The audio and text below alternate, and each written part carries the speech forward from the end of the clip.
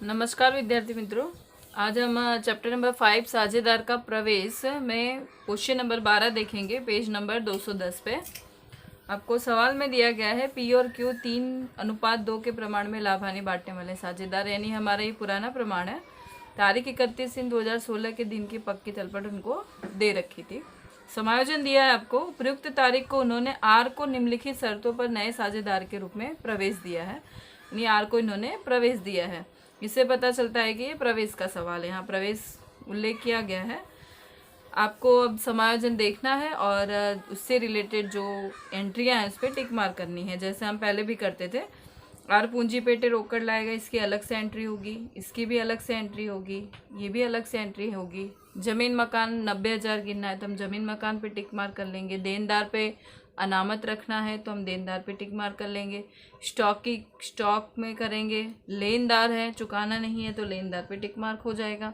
और नया प्रमाण आपको दे रखा है। सबसे पहले हम क्या करेंगे, एंट्रियों की शुरुआत करेंगे। हमने एंट्री यहाँ पर कर ली है। जमीन मकान 80,000 एक लीटी छोड़कर डैश किया है क्योंकि समायोजन है। देनदार में भी यही काम किए हैं, 22,000 एक लीटी छोड़कर डैश। स्टॉक 36,000 एक लीटी छोड़कर डैश किया। रोकड़ दिया आपको 4,000, रोकड़ हम रोकड़ के खाते में लिखेंगे। शेष आगे लाए 4,000। ख्याति आपको दी है। ख्याति ये कौन सी ख्याति है? पुरानी ख्याति है। और पुरानी ख्याति हम जानते हैं, हम क्या करते हैं, पुरानी ख्याति को साझेदारों के बीच में बांट देते हैं। पुराने साझेदारों के बीच, तो हम यहाँ लिखेंगे ख्याति खाते।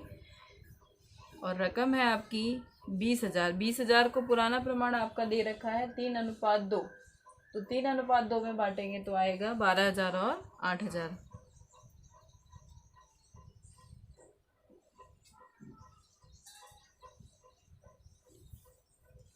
अब ख्याति की एंट्री हमने कर ली। पुरानी ख्याति है, पुरानी ख्याति हम जानते हैं साझेदारों के बीच बांट लेते हैं, तो वो धार साइड लिखा हमने पूंजी खाते में। फिर बारी आती है पूंजी की। पूंजी हमने लिख लिया, शेष आगे लाए 70,000 और 50,000। प्रोविडेंट फंड है, कोई एंट्री नहीं है, सीधे हमने बाहर लिख ली पूंजी दायित्व में।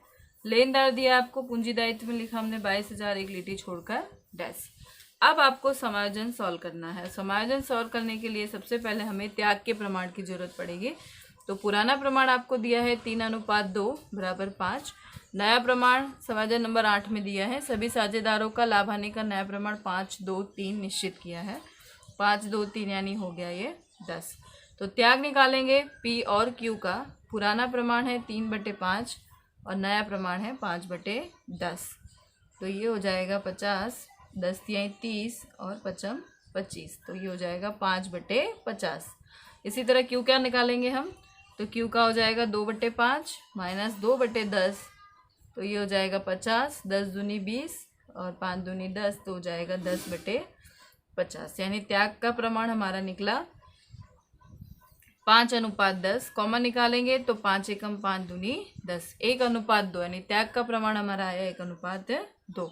अब समायोजन पढ़ते जाएंगे और एंट्री करते जाएंगे। तो सबसे पहले आपको दिया है आर पूंजी पेटे 60,000 रोकड़ लाएगा। आर पूंजी पेटे रोकड़ ला रहा है और हम इसकी प्रविष्टि क्या करते हैं, रोकड़ खाते उधार और आर के पूंजी खाते का।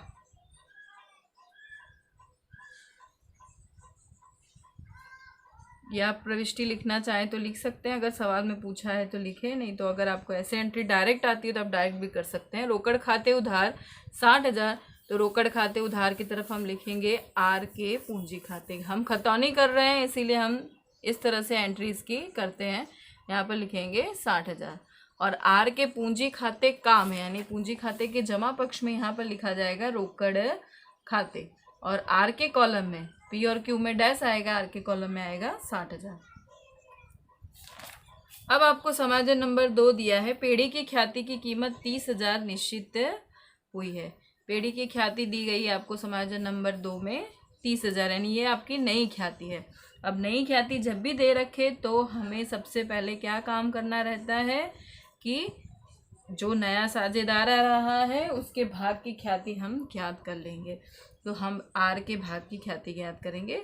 तो आर के भाग की ख्याति कितनी आ रही है हमारी, 30,000 है। और आर का भाग कितना दिया गया है, ऐसे तो आपको दिया नहीं लेकिन नया प्रमाण आपको दिया है, यानी आर का भाग हो गया 3/10।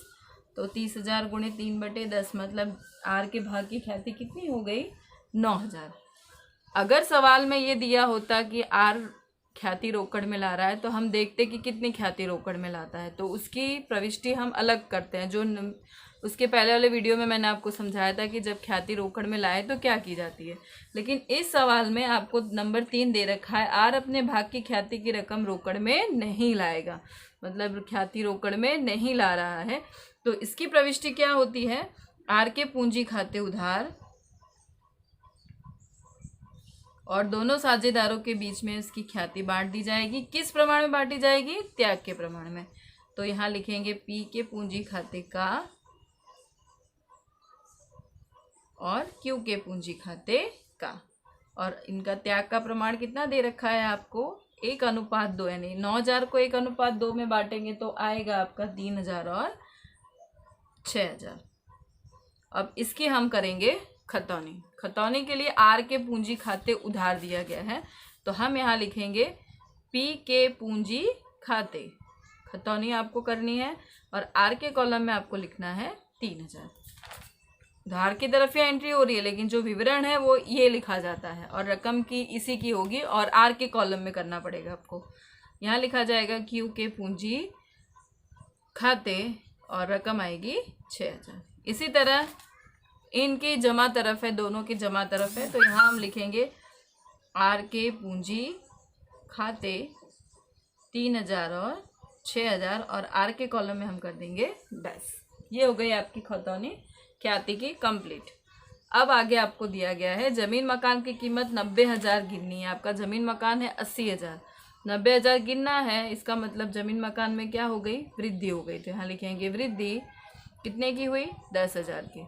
एक एंट्री आपने यहाँ पर दे दी, दूसरी एंट्री वृद्धि हुई है तो पुनः मूल्यांकन खाते के जमा पक्ष में लिखते हैं हम जमीन मकान खाते 10,000। फिर आपको दिया है देनदारों पर डूबत ऋण अनामत 5% रखना है, तो माइनस करेंगे डूबत ऋण अनामत। 22,000 का 5% होता है 1,100, लेकिन सवाल में हमें क्या दे रखा है कि 22,000 पे डूबत ऋण अनामत आपने ज़्यादा गिन लिया है, 2,000 गिन लिया है ज़्यादा। तो हम क्या करेंगे, जो बाकी का इन्होंने ज़्यादा गिना है वो एक तरह से हमारी आएगी वापस, वो हमें धंधे में रखना है। तो 2,000 में से 1,100 जाएगा, बचेगा 900, तो इसको हम लिखेंगे पुनः मूल्यांकन खाते के जमा पक्ष में। ऐसा क्यों किया, क्योंकि जो अनामत थी वो ज़्यादा गिनी गई है, इसीलिए जो ज़्यादा रकम है वो हमने पुनः मूल्यांकन खाते के जमा पक्ष में लिखा। ऐसे तो ऑब्वियसली डूबत ऋण अनामत जब हम गणना करते हैं देनदार पे तो एक तरह से वो खर्च के रूप में गिना जाता है, क्योंकि वो अलग हो जाता है धंधे से, तो हम उसको पुनः मूल्यांकन के उधार पक्ष में लिखते हैं। लेकिन इन्होंने ऑलरेडी पहले से ज़्यादा गिन लिया और गिनना था हमें सिर्फ 1,100 रुपये, तो हम इसको माइनस करके पुनः मूल्यांकन खाते के जमा पक्ष में लिखेंगे। इसको घटाएंगे तो आएगा 20,900। अब छठा समायोजन देखेंगे। स्टॉक की कीमत में 400 की कमी करनी है, तो स्टॉक में कमी है, माइनस करेंगे कमी 400 की, और घटाना है आपको, कमी हो रही है स्टॉक में, तो स्टॉक की कीमत आ जाएगी आपकी 35,600 और कमी हो रही है तो पुनः मूल्यांकन खाते के उधार पक्ष में लिखेंगे स्टॉक खाते 400। दो जगह एंट्री हो गई समायोजन की। अब लेनदारों को 500 चुकाने नहीं है, लेनदारों को ये 500 चुकाना नहीं है, मतलब यहाँ हो गई कमी 500 की, तो बाहर आ जाएगा हमारा 21,500। अब लेनदार है, दायित्व है हमारा और हमें चुकाना नहीं है, तो हमारे लिए तो प्रॉफिट ही कहलाएगा। तो हम इसकी एंट्री करेंगे लेनदार खाते पुनः मूल्यांकन खाते के जमा पक्ष में। यहाँ आएगा आपको लेनदार खाते 500 जो हमें चुकाना नहीं है। और समायोजन नंबर 8, सभी साझेदारों को लाभ हानि का नया प्रमाण 523 में रखना है, इसकी एंट्री हमने पहले ही कर दी है। यानी इस कुल मिला के हमारी सारी एंट्री कंप्लीट होती है। अब हमें टोटल लगाना है, तो टोटल लगाएंगे तो अप्रोक्सीमेटली यहाँ का टोटल ज़्यादा है, तो इस बंद करेंगे, इसका टोटल आएगा आपका 11,400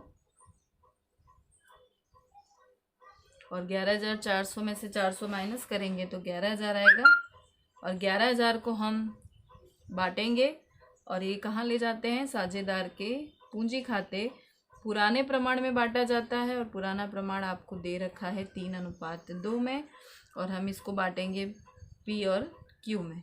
3 2 में बांटेंगे 11,000 को तो आएगा 6600 और 4400, ये टोटल जाएगा 11,000। अब इसको उठा कर रख देंगे यहाँ पर पुनः मूल्यांकन खाते। ये लाभ है इसीलिए जमा पक्ष में लिखा है, अगर यहाँ हानि होती तो हम यहाँ पे लिखते। तो पी के कॉलम में 6600 और इसके कॉलम में 4400, ये हो जाएगा डैश। अब हम बंद करेंगे पूंजी खाता। तो पूंजी खाता हम बंद करेंगे तो सबसे पहले हम टोटल लगाएंगे पी का टोटल आएगा यहाँ का 79,600 और इसमें से 12,000 माइनस करेंगे तो बाकी आएगी आपकी 67,600। इसको हम लिखेंगे शेष आगे ले गए।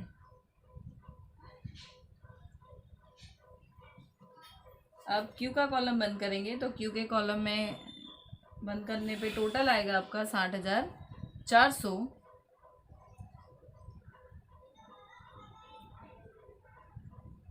और 60,400 में से 8,000 माइनस करेंगे तो आएगा 52,400 और इसका 60,000 और इसमें से 9,000 माइनस हो जाएगा तो रकम आएगी आपकी 51,000। ये आ गई आपकी पूंजी खाते की अंतिम बाकी। और इसको उठाकर हम कहाँ रख देते हैं, पक्की तलपट में पूंजी दायित्व पक्ष में। ये आपकी अंतिम पूंजी है, यहाँ लिखेंगे पूंजी पी क्यू आर 67,600, 52,400 और 51,000, सबका टोटल लगाएंगे तो बाहर आएगी रकम आपकी 1,71,000। अब बंद करेंगे हम रोकड़ खाता। रोकड़ खाते में 2 एंट्री आपको सिर्फ दाएं तरफ ही है, 64,000 और ये 64,000। तो यहाँ लिखेंगे शेष आगे ले गए, ये आएगा 64,000 और इसको उठाकर हम रख देंगे। ये अंतिम शिलक है जो हम यहाँ लिखेंगे रोकड़ शिलक या रोकड़ शेष भी कह सकते हैं उसको हम, 64,000। अब टोटल लगाने से पहले एक बार चेक कर लेंगे सारी एंट्री हमारी सब अंदर है कि नहीं है। सारी एंट्री हमारी अंदर है। अब इसका टोटल लगाएंगे तो इसका टोटल आएगा हमारा 2,10,500।